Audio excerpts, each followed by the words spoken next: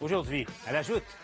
Quand ça va être adopté, ça va être le geste le plus fort qui aurait été posé depuis le dépôt de la loi 101 en 1977. Le gouvernement Legault dépose donc son projet de loi pour renforcer la loi 101. Une foule de mesures sans vraiment de coup d'éclat. Un projet de loi équilibré pour les uns, mais qui manque de courage pour les autres. Question comme ça, qu'est-ce que vous en pensez? Que la Joute commence. Avec nous pour cette édition de la Joute, vous reconnaissez Véronique, Tom et Mathieu. Bonjour à vous trois. Salut, Paul. En un mot, votre première impression de ce projet de loi-là. Véronique. Bien, vous l'avez bien dit, équilibré. Tom. Astucieux. Ouais. Mathieu. Nécessaire et insuffisant. On va essayer de comprendre. On va essayer de comprendre. Vous êtes vraiment des élèves très disciplinés aujourd'hui. Que se passe-t-il? On va maintenant décortiquer le projet de loi, y aller étape par étape. Voyons voir, là, pour ceux et celles qui n'ont pu en prendre connaissance en détail jusqu'à maintenant, quelques-unes des mesures importantes. Là. Bon, pas de surprise. Création d'un ministère de la langue, d'un poste de commissaire à la langue également. Nette prédominance du français à l'affichage. On va y revenir. Inscription du caractère distinct, non, mais francophone du Québec et de la nation québécoise dans la Constitution. Tom, l'astuce, elle est là. On va voir. Cégep anglophone, pas de loi 101 qui s'applique, mais attention, une mesure pour contingenter de manière indirecte, si on veut, le nombre de francophones qui décident d'aller dans les cégeps anglophones. Donc, on veut vous assurer d'être servi en français dans les commerces. Un guichet unique pour la francisation des immigrants. Statut bilingue, on ne va pas bousculer les villes qui ne se conforment pas. Elles pourront simplement adopter une motion pour continuer à être exemptées de la loi linguistique. Et puis, on va utiliser la clause dérogatoire. Donc, ça fait beaucoup de mesures en même temps. Selon vous, là, quel est le fil conducteur? Qu'est-ce qui retient votre attention? Véronique, rapidement. Oui. Bien, honnêtement, hier, quand on s'est parlé, j'étais convaincue qu'on irait même encore plus loin. Et je croyais que ce serait un projet de loi qui diviserait. Et j'étais un peu craintive parce que, habituellement, le ministre Simon Jolin Barrette n'est pas reconnu comme le ministre le plus rassembleur. Et honnêtement, j'ai été agréablement surprise. Je dois vous le dire, même que je me suis surprise à dire, sur ce point-là, moi, je serais allée un peu plus loin, notamment par rapport au cégep anglophone. Je trouvais la proposition du Parti libéral de proposer 3 cours de français, je la trouvais intéressante là, dans les cégeps anglophones, dans d'autres matières. Donc, pas du français, juste du français, mais pour enseigner d'autres matières en français. Bref, je trouve aussi que j'avais des inquiétudes en lien avec les municipalités, les villes qui ont un statut bilingue. Et là, finalement, on voit qu'il y a un recul de ce côté-là. On envoie le singe sur les épaules des élus municipaux en leur disant « Vous êtes un gouvernement de proximité, la mesure va s'appliquer, mais vous avez 3 mois à partir du moment où le projet de loi va entrer en vigueur pour sonder votre population puis dire est-ce qu'on tient à garder ce statut de ville bilingue-là. » Et il faut dire aussi, et c'est le Parti québécois qui l'a souligné à juste titre, qu'il y a une des villes qui a un statut bilingue qui est dans la circonscription également du ministre Jolin Barrette. Est-ce que ça a pu avoir un impact? Otterburn Park, qui a 5,6 de citoyens anglophones, donc qui est assez loin du niveau de 50 Mathieu, mon travail, c'est de tenter de décoder un peu tes mots, ton faciès.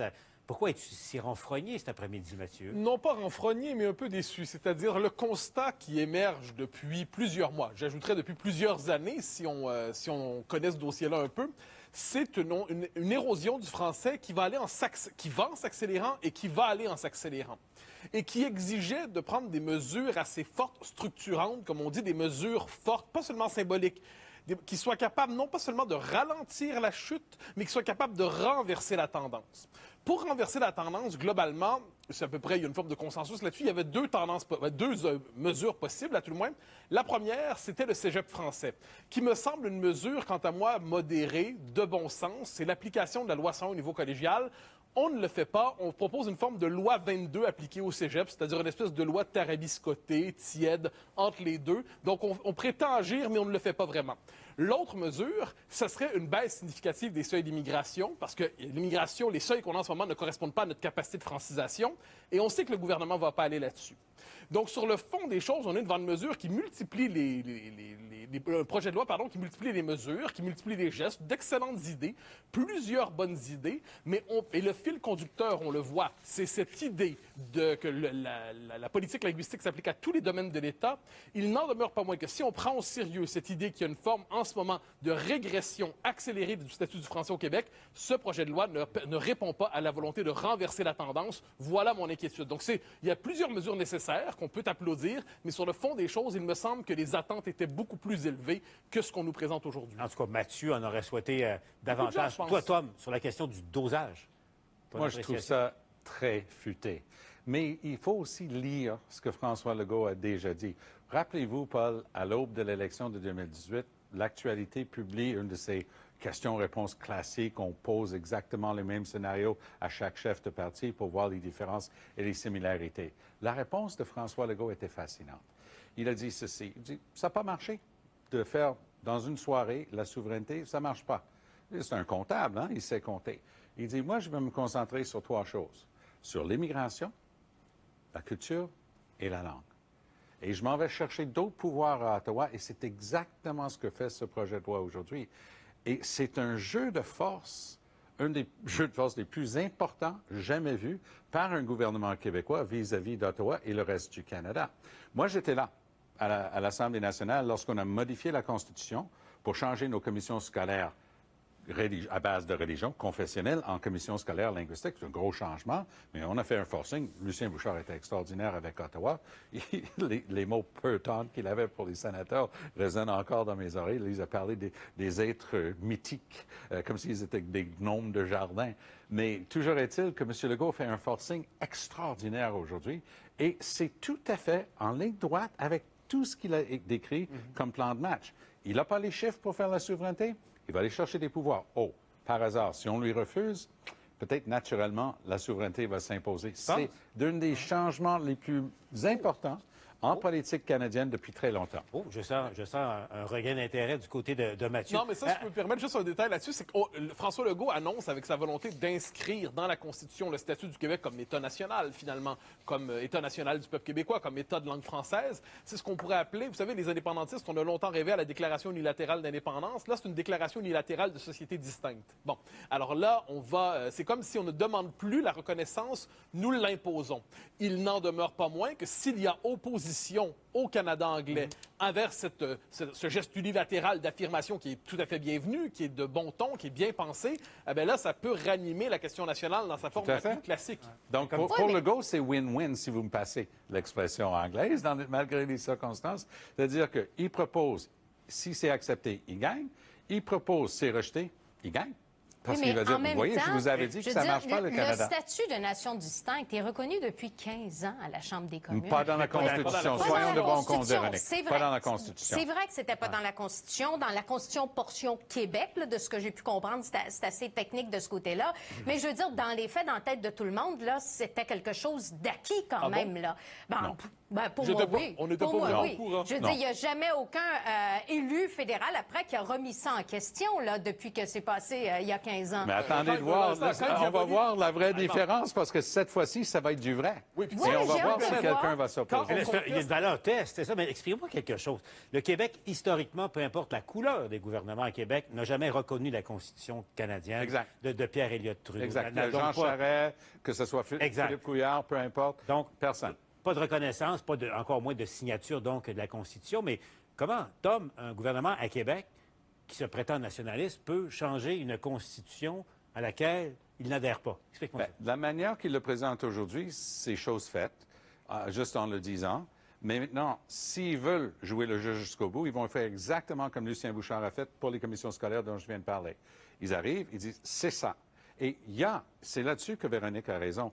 Lorsqu'il s'agit d'une province qui modifie la Constitution en ce qui concerne cette province-là, on n'a pas besoin de se badrer avec la fameuse formule d'amendement qu'on a eue avec Meach et Charlottetown. Ça, c'est une bénédiction. Donc, on traite Québec, Ottawa, notre Constitution, et on s'en va au Sénat et à la Chambre des communes. Et bonne chance à celui ou celle qui va essayer de barrer le chemin à cette demande-là. Revenons d'ailleurs à la stratégie du gouvernement et aussi à quelques-uns des éléments du projet de loi. François Legault a tenu à être là avec son ministre là, pour présenter le projet de loi. Et disons-le, là, il a mis tout son poids dans la présentation du projet de loi. Voyons ça. Et Simon a déposé aujourd'hui projet de loi 96, un projet de loi solide, un projet de loi nécessaire et un projet de loi raisonnable. Le Parti québécois dit que les francophones n'auront plus le droit d'aller dans les cégeps anglophones. C'est extrémiste, à mon avis, ça. Je pense un peu comme on l'a fait avec la loi 21.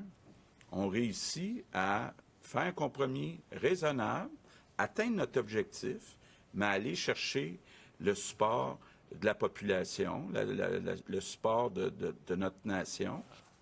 Véronique Etam, vous comprenez, je vais laisser la parole à Mathieu. Ben, il y a deux choses. Hein. Alors là, Paul Saint-Pierre Plamondon a fait une bonne remarque aujourd'hui dans son point de presse en disant le cégep français au Québec en ce moment, il y a Guy Rocher qui est favorable à ça, il y a Emmanuel Latraverse, il y a moi, il y a Michel David, il y a beaucoup de gens qui, à ce que j'en sais, ne sont pas des extrémistes politiques. Donc, l'utilisation de cet argument pour disqualifier le cégep français me semble, c'est une utilisation abusive. Il n'y a pas d'extrémisme dans le cégep français. On pourrait même dire qu'il y a une anomalie dans l'idée qu'il y a un système bilingue au collégial au Québec à l'échelle du monde. Il y a une exception québécoise malheureuse là-dessus. Deuxième élément, qui est plus important, je crois, c'est que le gouvernement dit on va donner une forme d'exemplarité de l'État. Ça, je pense que c'est important quand il dit ça. Je m'attends donc à ce que les prochaines conférences de presse du premier ministre du Québec ne soient plus en bilingue, mais soient en français seulement, qu'on perde cette étrange habitude des débuts de pandémie, qu'on revienne au français seulement. Troisième élément, ça, je pense, c'est le plus important, c'est là-dessus c'est pour ça que François Legault a bien fait de s'en mêler. Le discours de François Legault aujourd'hui, au-delà de ce petit segment, il faisait appel à notre responsabilité historique, au long passé des Québécois, à nos combats à travers l'histoire pour préserver notre langue, au caractère essentiel pour notre identité comme peuple de défendre notre langue. Donc, il a situé, je crois, François Legault, l'enjeu à un bon niveau. C'est-à-dire, c'est l'existence même du peuple québécois qui est en question avec le français. C'est pas simplement des mesures administratives, c'est l'existence même de notre peuple qui est en jeu en ce moment. La question est de savoir est-ce que les mesures proposées sont à la hauteur du diagnostic que le premier ministre lui-même fait. Je pense que le débat des prochaines semaines et des prochains mois va porter justement sur cet écart entre la très grande force du diagnostic de François Legault et ensuite le manque d'ardeur des mesures et surtout l'absence des mesures les plus fortes et les plus structurantes. Ça va être très intéressant de voir, pour reprendre les termes de Mathieu, si c'est des semaines ou des mois de débat. Je m'explique. À l'été 1977, en fait, c'est une petite erreur dans ce que M. Legault a dit, parce que ce n'était pas la loi 101 qui était déposée, c'était la loi 1. Ouais. Et ça a été modifié par le leader en Chambre, Claude Charron, pour accélérer après un été où on avait droit à tout, en commission parlementaire qui a siégé tout l'été. Je ne sens pas d'engouement ni chez les libéraux, l'opposition officielle, ni chez les caquistes, de passer l'été à débattre de ça. Moi, j'ai l'impression que ça va être une figure de style forcée. Ils vont imposer un bâillon au terme d'une couple de semaines en commission parlementaire, puis exit projet de loi 96. De mémoire, c'était Robert Burns qui était leader parlementaire et Charron est venu par la suite. Cela étant dit, donc là, il reste deux questions. Comment la communauté anglophone va réagir? Mais concentrons-nous sur le terrain politique. Allons voir la réaction de deux des partis d'opposition au Québec. La seule chose qui est radicale en ce moment, c'est l'ampleur du déclin de la langue française au Québec. Et c'est de manquer à son sens des responsabilités que de ne pas proposer des mesures qui ont des chances d'avoir un effet sur ce déclin-là. Moi, ce que j'ai l'impression, c'est que le gouvernement a décidé d'utiliser la clause dérogatoire comme une stratégie de communication pour dire, moi, je bombe le torse puis j'y vais fort pour protéger la langue française. Est-ce que c'est vraiment justifié? Sur quel article, sur quelle disposition qui le justifie? Ça, c'est pas clair. Moi, je vois derrière ça une stratégie de communication pour dire que nous, on est plus catholique que le pape, puis il n'y a personne comme nous qui défend mieux la langue française. Avouez que c'est une bonne question que pose Ruba Gazal, qui est elle-même une enfant de la loi 101, d'ailleurs. Est-ce qu'il y a quelque chose dans ce projet de loi-là qui justifie la fameuse clause en option? En fait, rien. C'est absolument pas nécessaire. Il n'y a aucune disposition, et je patage là-dedans depuis 40 ans. Il n'y a aucune disposition que j'ai vue. Je me dis, oui, ça prendrait bien une protection contre tel article de la Charte. Ouais, ça prendrait pour une contestation. Je le vois. Je pense que Ruba Gazal a raison. C'est une manière de dire, on est plus fort. On va mettre la clause d'en sur toute cette loi-là, tellement que c'est la réponse qui risque d'être attaquée. C'est une manière de rendre plus fort quelque chose qui en Mais dernière C'est analyse, un ne exercice le de menaçait pas. communication très, très, très bien réussi. Puis avec, effectivement, cette mesure-là, ça avait l'air encore plus fort, plus gros. Mais dans les faits, est-ce que c'est vraiment Non, utile? ça, je suis pas d'accord. Moi, je pense que c'est une question de principe là-dessus. C'est-à-dire, qu'est-ce qui doit primer quand vient le temps d'assurer l'identité linguistique, l'identité culturelle du peuple québécois? Est-ce que c'est l'Assemblée nationale, la seule expression politique du peuple québécois, ou est-ce que c'est une constitution qui nous a été imposée avec des juges qui surplombent notre démocratie, qui se permettent quelquefois de détricoter Mais nos propres Mathieu, lois? Donc, sauf tout le respect que je te dois, la Charte québécoise, c'est une loi de l'Assemblée nationale. bien sûr, mais Puis ils vont en le faire non-obstant ça aussi. Mais je comprends, mais il y a une différence. La Charte québécoise, on peut la modifier par l'Assemblée nationale. C'est une loi, on peut plus facilement la modifier que la Charte fédérale. Ben, d'ailleurs, on le fait là. Et c'est Ouais. une des vertus de notre Charte au Québec, me semble-t-il, c'est qu'on puisse facilement la modifier. Mais j'y reviens, la clause non-obstant, en ce moment, ça nous rappelle une chose. Le débat est politique, le débat est démocratique, il ne doit pas être confisqué par les tribunaux. Et de ce point de vue, j'y vois, ça, c'est une part qui n'est pas seulement de la communication, c'est un geste de politique et de souveraineté, en quelque sorte, de François Legault. Juridiquement, ce n'était pas nécessaire parce qu'il n'y a rien dans cette loi-là qui heurte une disposition Mais quelconque de la Charte. est-ce que des quelque lois. chose est plus politique que le juridique au Canada? Non, mais En termes de je n'en nécessité, disconviens Tom, pas. c'est ça que je dis, c'était pas Mais nécessaire. Mais pour là. les cégeps, par exemple, on dit en anglais « the devil is in the details ». Hein?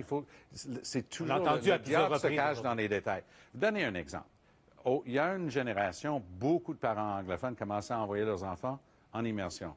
Ces enfants, aujourd'hui, parents, presque systématiquement, préfèrent être direct à l'école française, au moins pour le primaire, une bonne assise. Ça va prendre ça ici, pour rester ici au Québec. Il y a une disposition là-dedans qui dit que si tu veux éviter les contingents, les examens et les trucs, si tu as fait tes études primaires et secondaires en anglais au Québec, tu l'évites.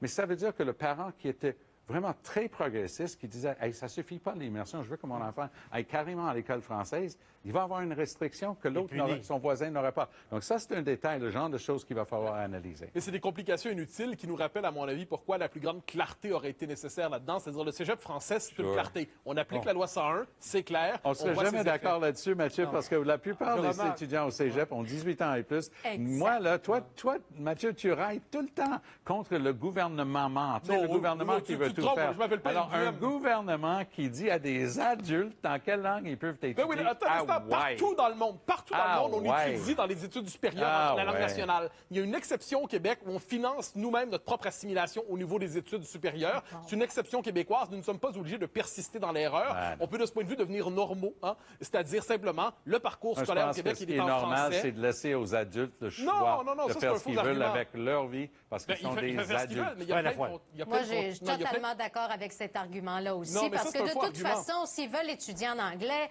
maintenant, les jeunes, ils peuvent très bien s'en aller ailleurs. Est-ce qu'on veut vraiment les Non, perdre? non, Puis mais on a plein d'exemples. c'est Paul une- Saint-Pierre Plamondon a étudié à l'école supérieure en anglais.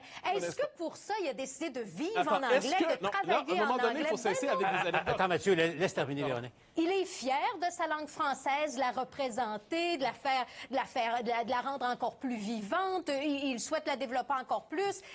D'ailleurs, il a changé d'idée sur l'aspect des cégeps là-dessus. Mais honnêtement, moi, je suis rassurée du fait que la CAQ n'a pas été aussi loin que ce que proposait le Parti québécois concernant les cégeps. J'ai l'impression d'entendre ici un vieux disque qui date de 1998. bon, bon. Mathieu, Non, Mathieu. personnel. Beaucoup plus Non, âgé je que m'explique, toi, c'est un argument qui a été, à un moment donné, les études, ça compte un peu à tout le moins. Or, le travail de de Frédéric l'agisme. Lacroix, mais pas seulement, Frédéric Lacroix, les travaux de l'IRFA ont documenté le fait que le cégep anglais, lorsqu'on s'y rend, c'est qu'on maîtrise déjà l'anglais. Et le cégep anglais, c'est pas seulement un endroit où on va apprendre l'anglais, c'est plus du tout ça dans les faits. C'est un endroit où on change de référent linguistique. Si on va au cégep anglais, il y a de très grandes chances ensuite qu'on travaille en anglais, qu'on socialise en anglais. Le cégep au Québec est un instrument aujourd'hui, hélas, d'anglicisation des allophones et d'une partie des francophones. Devant cela, il me semble de bon sens de dire qu'on va appliquer la loi 101 à 7 étages, comme on aurait dû le faire en 77. Vous savez, Je ne quand vois on rien impose d'extrême. Et une pourtant, à langue à l'Université des de gens, Montréal, j'enseigne plusieurs anglophones qui ont réussi à apprendre suffisamment de français pour entreprendre des études, puis rendu au deuxième cycle, c'est obligatoire, tout est uniquement en français, même si je suis capable de lire en anglais, c'est pas permis, et c'est une bonne chose parce qu'on forme des gens au plus haut niveau dans un bon français, puis on veut être très fiers que le Québec puisse faire les deux. Tu es libre de tes choix rendus à 18 ans. Non. Puis à 18 ans, si on t'impose une langue, est-ce que ça te la rend plus belle? Non, mais Ben non. c'est Moi, pas si comme on ça que ça m'impose marche. quelque chose, C'est- ça me fait pas apprécier Mais c'est pas à la 18 ans. chose. Non, mais Je Véronique, dis à au 18 ans, contraire. à 18 ans, on m'impose des impôts. À 18 ans, on m'impose un code routier. À 18 ans, on m'impose des règles. À 18 ans, on peut aussi considérer que la langue publique au Québec, c'est le français. Dire cet argument-là, nulle part ailleurs dans le monde, un système d'éducation supérieure se dédouble pour fonctionner en français dans une autre langue. Nulle part. C'est une exception québécoise, vu notre fragilité Mathieu, il y en a une Amérique du Nord. contradiction fondamentale avec ta théorie de base Non. que j'entends tous les jours avec toi. Tu veux pas que le gouvernement mette son nez dans nos affaires. pense que tu veux pas que le gouvernement prenne la place des gens dans leur libre arbitre. Et là, on parle d'adultes à qui on va dire, toi là, t'as pas le droit d'aller étudier Tom, dans une autre langue. tu te trompes ici, tu me prends pour Éric Duhem. Moi, j'ai pas de problème à ce que l'État intervienne pour des questions de sécurité identitaire, d'affirmation de la langue collective, de la défense du bien commun, de santé publique. Or, dans les circonstances, il faut juste rappeler que c'est une norme qui existe partout ailleurs dans le monde. Ensuite, on nous expliquera pourquoi, avec la situation très particulière du français en Amérique, du français à Montréal, du français au Québec, pourquoi nous, on peut décider de financer à même nos propres fonds publics notre assimilation. Ça, notre anglicisation, ça, pour moi, ça demeure énigmatique et mystérieux. La question est lancée et je vous prédis que c'est pas terminé comme débat. On voyait la réaction de Québec solidaire et du Parti québécois, mais la réaction qu'on attendait tous, c'est celle de la chef du Parti libéral, parce que inexorablement, Mme Anglade marche sur une glace plutôt mince dans le débat linguistique. On sait que c'est un débat qui a déchiré le Parti libéral dans son histoire. Il y a eu un schisme à un certain moment. Donc, voici comment elle a réagi sommairement au projet. C'est un projet de loi qui est tentaculaire. C'est un projet de loi qui va nécessiter une grande écoute et une grande ouverture également. Et je pense que c'est dans la posture que le ministre va prendre face à ce projet de loi, la posture que le premier ministre va prendre, qu'on va voir le degré d'ouverture qu'ils ont. Ce projet de loi, ce n'est pas un projet de loi qu'on a considéré comme étant électoral, mais véritablement un projet de société. Et on souhaite qu'il soit rassembleur. Moi, je me trompe ou je vois une chef libérale qui est loin de s'opposer au projet de loi, loin de déchirer sa chemise. Je pense chemise. que c'est une excellente observation, d'autant plus que le projet de loi contient deux idées du Parti libéral. Le député Greg Kelly a déjà proposé le guichet unique, c'est là-dedans. Et il y a 15 jours, à peine, les libéraux, dont la chef Dominique Anglade, ont proposé une commissaire à la langue française, c'est là-dedans. Donc, ça va être très difficile pour les autres. Les deux points d'achoppement potentiels, un qui était assez poussé par Pascal Bérubé, presque pour Mathieu Trouble, lui, il avait décidé que les villes bilingues, c'était le truc sur lequel il fallait travailler. C'est très nuancé. Comme dit Véronique, ça risque de causer un petit peu de friture sur la ligne dans les conseils de ville, des petites villes en question, mais on verra bien à l'usure. Je pense que le gros bon sens va prévaloir. Et c'est une bonne chose de voir le gouvernement central d'une province majeure comme le Québec en train de dire, hey, les municipalités, ils ont leur existence propre pendant combien d'années? Et j'ai entendu le gouvernement du Québec dire que les municipalités, c'était les créatures de l'Assemblée nationale. C'était une manière vraiment de diminuer, à sa plus simple expression, l'importance cruciale des municipalités et des gouvernements régionaux. Bravo, mais on va voir ce que ça donne sur le terrain. Mme Anglade, Véronique, d'après toi, Mme Anglade, parce qu'elle est coincée, évidemment, plusieurs députés de comptes la bonne anglophones. réaction. Ceci dit, c'est pas nécessairement surprenant parce qu'avec les mesures que le Parti libéral avait proposées, déjà là, le Parti libéral allait beaucoup plus loin que là où il avait déjà été. Alors, honnêtement, sa réaction d'aujourd'hui ne me surprend pas, même que le Parti libéral allait un peu plus loin sur certaines mesures. Non, votre prédiction, là, Tom, d'après toi, la communauté anglophone, est-ce que ça va réagir? Le hasard a fait que même si c'était une journée, pour des raisons évidentes, assez occupée dans les médias, Paul, j'avais prévu depuis très longtemps une rencontre Zoom avec un âge d'or, une centaine de personnes à Chambéry, mon ancien comté à Laval, anglophones, tous. Et c'est un âge d'or de cette communauté-là. Et on en a parlé beaucoup. Je leur ai fait part des grands bouts, puis les radios locales anglophones en avaient parlé. Et la réaction générale, c'est bon, pourquoi enquiquiner un propriétaire d'entreprise avec plus de paperasse et de règles, des trucs comme ça? Mais dans l'ensemble, les gens se sont rompus à l'habitude. Ils comprennent que la protection, la promotion de la langue française, c'est l'affaire de tout le monde. Et les gens étaient prêts à s'accommoder avec la plupart de ce qu'ils avaient entendu, sachant fort bien qu'il y avait des choses qui étaient remises au lendemain, comme les conseils de ville, par exemple, ou les questions d'affichage, c'est loin d'être clarifié. Bon, mais Mathieu, est-ce que c'est pas Non, une illustration que le gouvernement a frappé dans le mille là, pour faire avancer la cause qui t'est chère, Je ne partage pas promouvoir le l'enthousiasme, français, l'optimisme en de Tom. évitant des déchirements? Non, c'est qu'à un moment donné, moi, je partage pas l'enthousiasme de Tom. Je veux dire, les réseaux sociaux disent bien ce qu'ils veulent dire aujourd'hui. Tout le monde met ce qu'on voit. Il y a quand même une aversion contre la loi 101, une aversion contre les francophones quelquefois. Moi, que je trouve qui remonte à la surface aujourd'hui, le retour des angry phones dont on a déjà parlé, on le voit sur les réseaux sociaux, c'est même assez virulent. Donc, je suis curieux. Moi, quant à moi, je ne crois pas que ça va passer comme dans du beurre. Je pense qu'il va y avoir quand même des oppositions et ça va être une espèce de mise à jour des rapports entre les communautés au Québec. Où en sommes-nous là-dedans? Est-ce qu'on accepte encore l'idée du Québec français, du Québec avec la langue, le français comme langue commune? Je suis curieux de savoir. Moi, je n'aborde pas tout ça avec autant d'optimisme que mon collègue. Véronique, 10 secondes, l'atterrissage se fait en douceur ou il va y avoir de la turbulence? Ben, c'est certain que dans l'étude article par article, je suis d'accord, le diable, des fois, est dans les détails. Alors, il va certainement, les gens vont demander des précisions sur certaines choses. Mais honnêtement, je pense que ça va se passer beaucoup mieux que ce qui était peut-être anticipé.